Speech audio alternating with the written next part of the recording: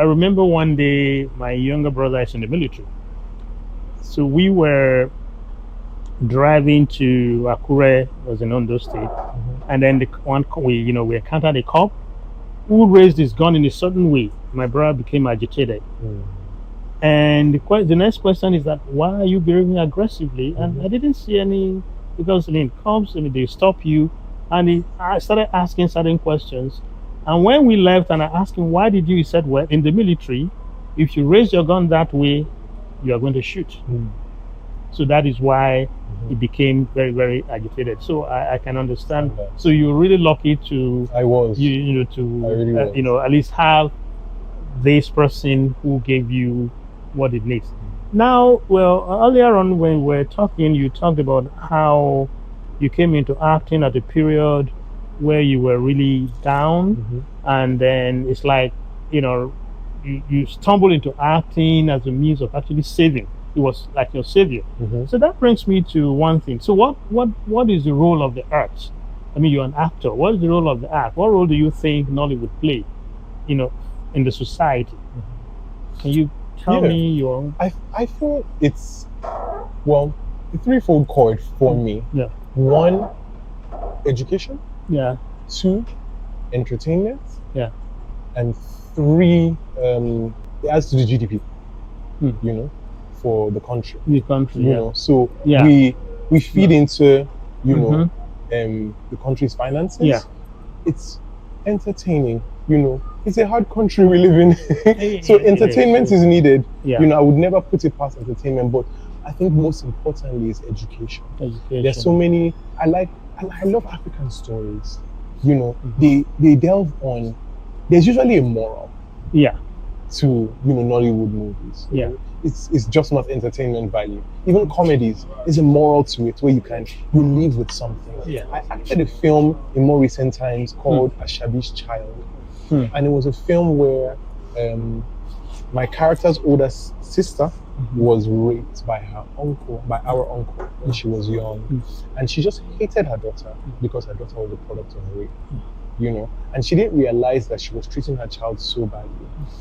And the film went on YouTube, and the comments that I saw broke my entire heart. People said, you just acted out my life story, that this is what I've been doing. I've not been able to date a man since my own uncle raped me, and my daughter is 5 years old, this and that. I've been alone. My mother kicked me out of the house because I got pregnant. It was just, and just to see that character got liberation by watching, they felt liberated. That is the power of our stories. Told their story. The authenticity of our stories. So therapeutic, again, therapeutism, it becomes a kind of therapy. It became therapeutic for them. Yeah. A kind of healing mechanism. Yes, yeah.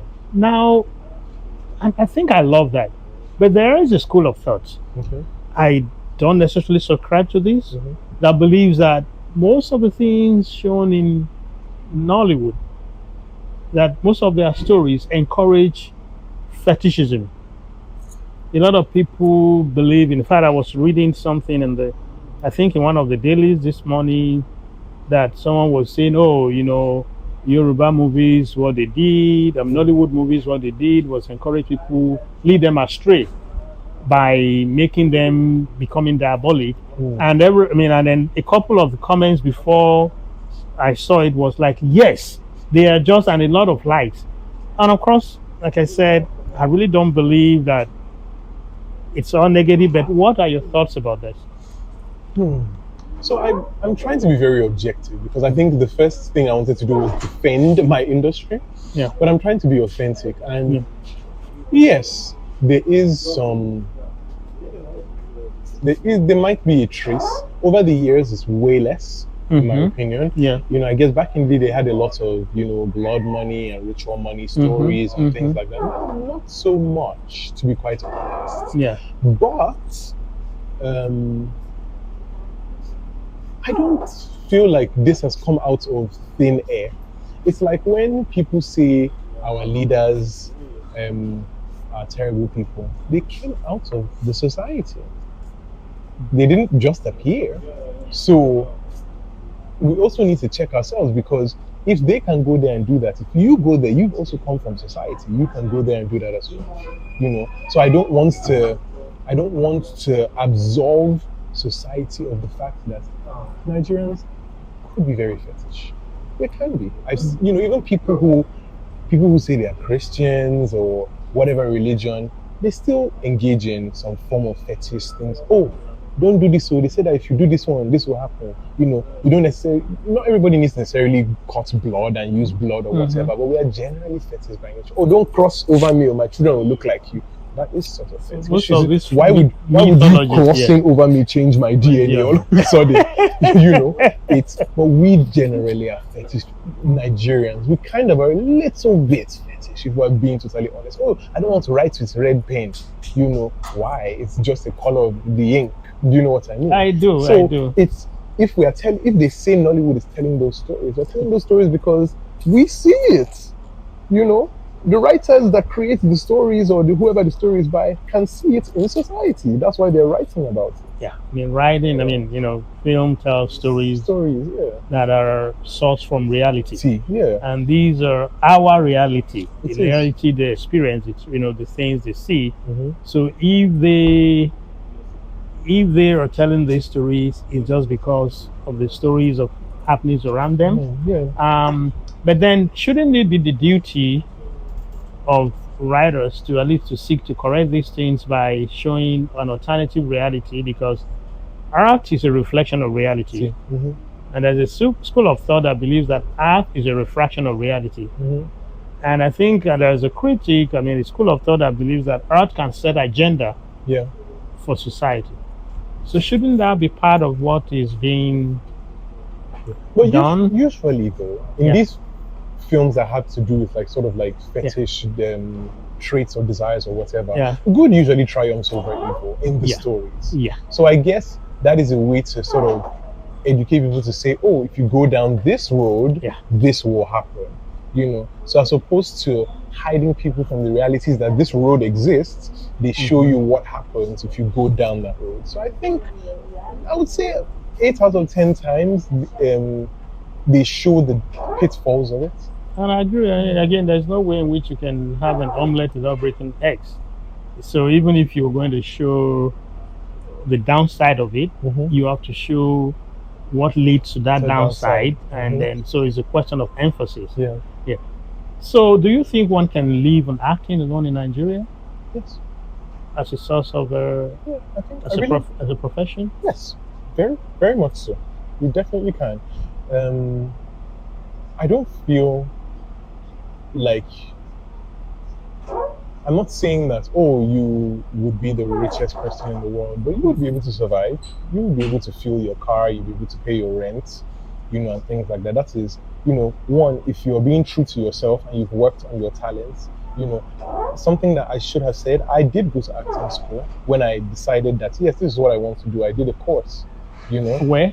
At Ebony Life Film Academy. Okay. Yeah, so and that's a good one. Yeah, I did that. And then I also did an online course with a Nollywood veteran, Stella Damasus. She has an acting school. I did that part-time for, I think, 3 years, So I educated myself so that I can be ready for this. So it's a thing where you have to make sure you have brought your A game. You have the talents, and it's called show business. There is some show to it. You have to create yourself in a way that when people see you, they see someone that they want to see on television. So when I started acting, I found myself taking care of myself more. I only used to use soap to wash my face, so before now I have to use toner and face mask and this one so that my face looks good for the camera. So as long as you're willing to invest into the industry through you'll be able to survive. But I'm not telling people not to diversify. I studied accounting and finance. Diversification of portfolio is the easiest way to increase your interest if you diversify your portfolio. So I always tell people, please diversify your portfolio. So which is one of the reasons why I also said I want to direct. That's diversification within. I also have a business outside of acting that has nothing to do with acting as well. Mm. That's, you know, and I also invest in real estate. So, you know, I'm all about diversifying my portfolio. And when you were talking about, you know, that, I mean, again, you know, adding, directing, and there's something from my conversation with you, which I think would really be great. Do you write? Are you a script writer? Do I write? I think you might consider that. I possibly should, because I wrote a script when I was in university for a musical, you know, and I wrote three songs. Yeah, 3 songs. And I wrote a script, you know, with someone else's help. The story was my story, and then I put pen to paper for it as well. But then I teamed up with someone else to write it, and I don't think it was a bad script. Yeah, because I really think, I mean, given your background, given your knowledge, given the fact that, especially when you add direction to it, the ability to see in your mind's eye, you know, and in a way that tells your story, the whole story, would be easier. Because there's stories everywhere. Yes. The only thing is that you need to know the method, you need to know how to contain it, you need to know how to shape it, and then, you know, the form, and then that is it. So this is what I'm saying, kind of encouraging you again, that if you're doing that, you actually probably would even know stories that matter. I mean, the observation, you came, you saw something, you started thinking about it. Not everybody will see that. And this is what I tell people: when you have people who are in the industry or professionals, they don't see with the same eye at you, because there are certain things you see that you don't think about, that an artist would see, and they make a lot out of it. And then when you watch them, you're thinking, but then they are not seeing the same thing. You know, the reality they see, and the way they interpret it. So where do you see Nollywood in the next 10 years? Oh, I definitely see Nollywood being incredibly global. We're already doing it. To Kill a Monkey is in the top 10. The last time I checked was in the top 10 it's number 1 in Nigeria. It's in the top 10 in the US, in the UK, in Kenya, in Trinidad and Tobago, in Jamaica, in Norway. So it's literally, it's all over the world. All over the world. Yeah, so I just have accounted for Africa, Europe, in the US, North America. America. Yes, in Canada as well. Yeah. So, you know, its reach is going to be widened. I feel like people are more accepting of our stories. You know, and I thank God for YouTube, because people have started putting movies on YouTube, and then we get to see the comments, and you know, you're seeing people, I'm watching from Cameroon, I'm watching from Trinidad and Tobago, I'm watching from Sierra Leone. You know, it's the degrees of separation smaller now, and the whole world can see it, and they are liking our stories, and they are loving our movies, and I feel like Nollywood's reach is going to expand. Now the thing is us being able to structure the industry with this expansion. That's the only thing I potentially worry about, because we can't continue running this industry the way we currently are with such a level of possible expansion. This is a very wonderful conversation, especially given the little time we had to meet, and that's the beauty of Nollywood in Review. You can see that we didn't have any serious prior conversation, but then for me, I have fun. I think I want to thank you for your generosity, for your kindness, and don't be surprised if in the nearest future I ask for more. Oh, please feel free. I enjoyed this conversation. Thank you very much. Thank you so much. Yes, sir.